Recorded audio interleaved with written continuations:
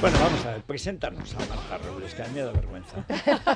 Que Marta Robles no necesita presentación, pero bueno, estábamos hablando de picos y valles y precisamente de eso va el libro del que nos va a hablar Marta, que lo tenemos en primicia porque no se presenta hasta el día 13, pero nos gusta traerlo, que se llama Lo que la primavera hace con los cerezos, y además de hablarnos de su libro, he venido a hablar de mi libro, nos va a hablar de cómo hace para estar tan increíblemente guapa y tan estupenda por dentro y por fuera, porque yo a Marta, que la quiero mucho, lo que más me gusta de Marta es por dentro, y mira cómo está por fuera, ¿eh? O sea, sí, esto es una mujer. Esto es un problema. Y sí. Encima es de las mujeres que te cuenta lo que se hace, porque normalmente las mujeres dicen, no, ¿yo qué hago? Yo duermo 8 horas y como, sí, bebo mucha agua. Bebo mucha agua. Mucha agua y duermo 12 horas. Hemos hablado de los centros donde se cuida, del médico estético al que ve regularmente, de quién le hace el color, pues lo que nos hacemos todas, pero ella nos lo cuenta y nos cuenta con más quién. Que dormir, ¿cuántas horas dedicas a la escritura cuando tienes una novela preparándose? Bueno, cuando estoy con un libro necesito al menos 6 horas seguidas.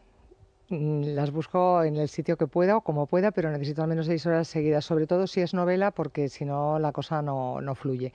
En este caso es un ensayo y entonces, como son distintos personajes y distintos apartados, puedo permitirme el lujo de terminar uno, parar y seguir.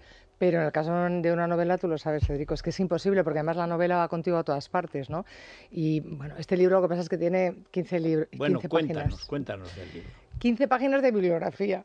Es que me quiero parecer a Federico para ser... Bueno, sí, soy. Tienes unos cuantos premios tú también, ¿eh? Sí, que pero multipremiada que estás. Sí, pero bueno, Federico lo sabe absolutamente todo. Mira, lo que la primavera hace con los cerezos es el último verso del poema 14 de Neruda, de los 20 poemas de amor y una canción desesperada. Quiero hacer contigo lo que la primavera hace con los cerezos. Que queda muy fino, ¿verdad? Ya sabemos lo que quiere, sí, pero queda más elegante. Hay que reconocer que además pasa el chileno, perfecto. Pero en este caso no te creas que tanto, porque en realidad yo lo que hago en este libro son historias de amor y desamor de grandes creadores de todas las disciplinas, de la música, la pintura, la literatura, el cine, y lo que hago es relacionar el amor, el desamor y la pérdida con la creación. Que en realidad, como decíamos antes, las obras de todos los artistas, de los grandes artistas, nunca son lineales, siempre tienen picos y valles. Primero porque no se puede ser sublime sin interrupción, diría Baudelaire.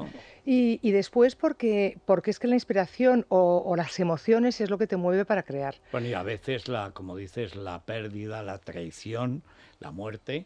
que todo tiene que ver, por eso te digo, la muerte también, o la muerte y la pérdida a veces. Exacto, que la pérdida y la muerte tienen un poco el mismo resultado, porque es la pérdida de algo que amas, en definitiva. Además, los grandes creadores literarios, digamos, de Occidente, siempre está unido. O sea, en Dante y en Petrarca es lo mismo. Petrarca es In vita in morte, de Madonna Laura. Es ahí, y además es lo que mueve toda su obra y toda su vida. Yo creo que todos los escritores tenemos 2 pilares en nuestra obra, que es el amor y la muerte, y en realidad sobre ellos vamos dando vueltas y vamos dando vueltas. El caso es que todo esto determina mucho la creación, y claro, si vas a Freud te dice que la creación es un impulso sexual que va hacia un fin, etcétera, etcétera, pero Voltaire dice algo que a mí me gusta más, y dice que en realidad es más el amor que el impulso sexual, porque el amor implica la cabeza, el cuerpo y la mente. Y entonces, claro, como implica la cabeza, el cuerpo y cabeza, corazón y sexo, y la pasión, ¿no? Pero tiene Freud el ensayo sobre Leonardo, que es terrible, porque es un hombre absolutamente atormentado y absolutamente genial, con sus tormentos, claro, y con los sueños que tenía, que él contaba, porque el tío lo escribió todo, la cocina, lo hizo todo. Tú ves ahora donde vivió Leonardo y murió, se conserva el huerto que él traía con las nuevas cosas que venían de América. O sea, es de no creer lo que tenía ese hombre. Inventó el primer tanque, y al mismo tiempo era un tipo absolutamente atormentado, infeliz, pero al mismo tiempo con momentos eufóricos. Bueno, digamos, lo que decías, es como el prototipo del artista genial y hecho polvo, vamos. Es que, curiosamente, lo que yo he hecho ha sido dividir este libro en secciones distintas. Entonces, igual que tengo los Don Juanes, que son los creadores del mito de Don Juan, que al final emulan a sus propios Don Juanes, o tengo las mujeres fatales, que en realidad eran mujeres libres y no otra cosa, pues tengo a todos los artistas atormentados, que son quizás los mejores de todos y que necesitan el desamor para crear. Porque lo que te decía, lo que que decía Voltaire es que era cabeza, corazón y cuerpo, y por eso el amor, de alguna manera, inspira más para la creación, porque incluso cuando desaparece o incluso cuando tú te encuentras fatal por la pérdida, también tienes más aliciente para la creación. En realidad lo que te mueve son las emociones, y cuantas más emociones te muevan, más capaz eres de crear. ¿Y cuáles son los personajes, los que ya tenías en la cabeza antes de empezar el libro y los que te han salido en el libro? Porque siempre aparecen novedades en el proceso.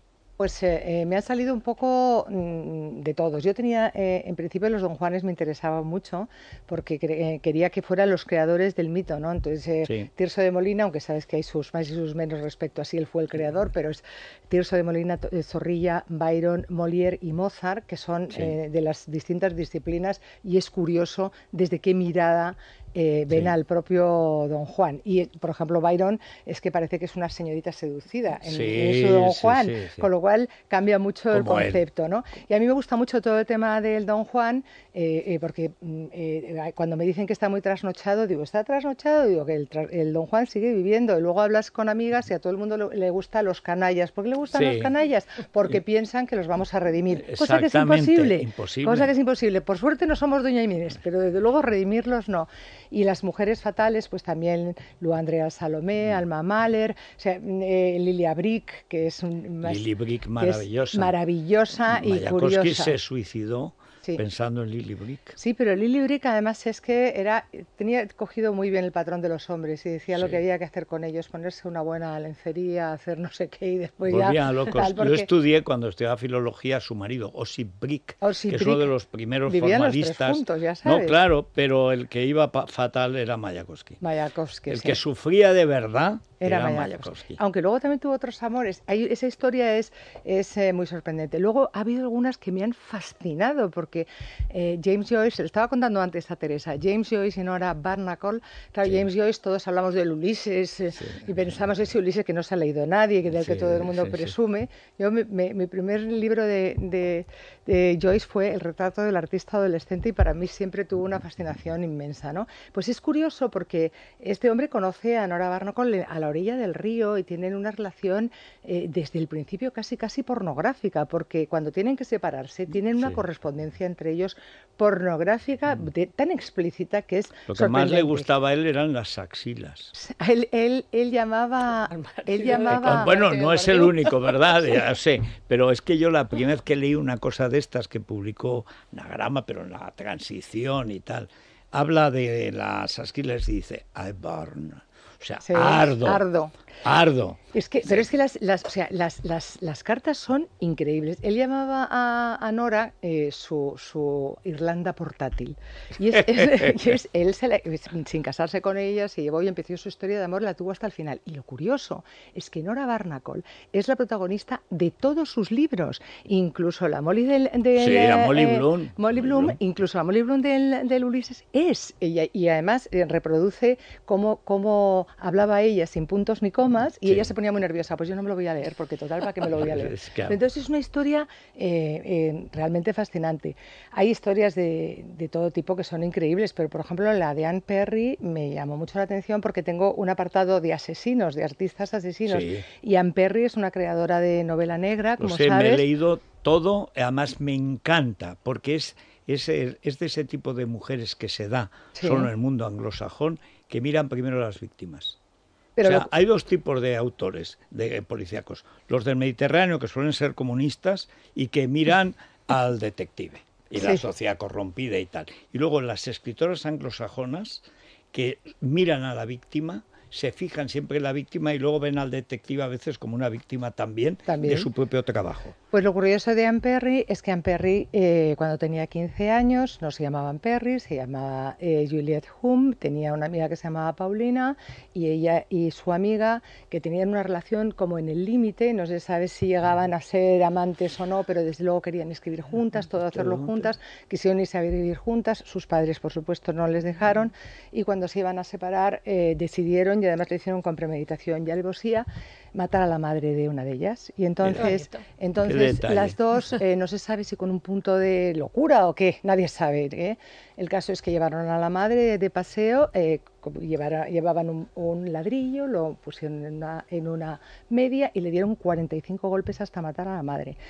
La sociedad, fíjate, yo que me he leído todo, no sabía esta historia. Pues la sociedad, libro cuando la leas, es muy impresionante. estremecedora la historia. Esta historia salta después porque se recupera el diario de la otra niña y entonces O sea, que se llama mucho Criaturas, muchísimo después, 20 años después, Criaturas Celestes, eso lo llevan al cine y entonces es cuando se sabe la historia de esta otra mujer, de Anne Perry, que vive rodeada de gatos y con que es, estupendo, sí, y que es sí, una Y parece que hace mucho mermelada, té, ¿sabes? y Y mucho el té sí. y mucho tal. Porque además a ellas les dijeron que nunca más se podrían volver a ver. Entonces de pronto están las dos en Inglaterra y viven a 800 kilómetros de distancia. Con una muerte Y hay, por medio. no hay una muerte por medio, pero... No me hagas spoiler que me voy a leer el libro. No, Aunque las historias se saben, yo hay muchas de estas no las conozco. Pero hay muchas que no vais a conocer, Pero otras sí, pero están contadas un poco de otra manera, porque incluso la historia de Frida Kahlo y Diego Rivera está contada de otra manera. Empieza con el accidente en el autobús, vamos, en el, ¿cómo se llama esto? El funicular. En el funicular, que es una cosa que no se conoce muy bien cómo sucedió, y yo creo que está contado en otro tono. Yo luego algunas escenas, por ejemplo, la de la muerte de esta señora, pues la recreo, la novelo, porque era más fácil contarla, y luego pues recopilo todos los datos, por supuesto, para que se sepa la conmoción que creó aquello. Pero no es la única asesina. Tengo ahí, por ejemplo, a William Burroughs, que se convierte en escritor después de pegarle un tiro de manera fortuita a su mujer, bueno, en medio de una broma con una cogorza monumental, jugando a Guillermo Tell, pero con una pistola. Sí. Bueno, no nos ha dado tiempo que nos cuente cómo se cuida No, Marta pero hay que Rodríguez. decir, está en Espasa. Se cuida escribiendo. No me lo puedo creer.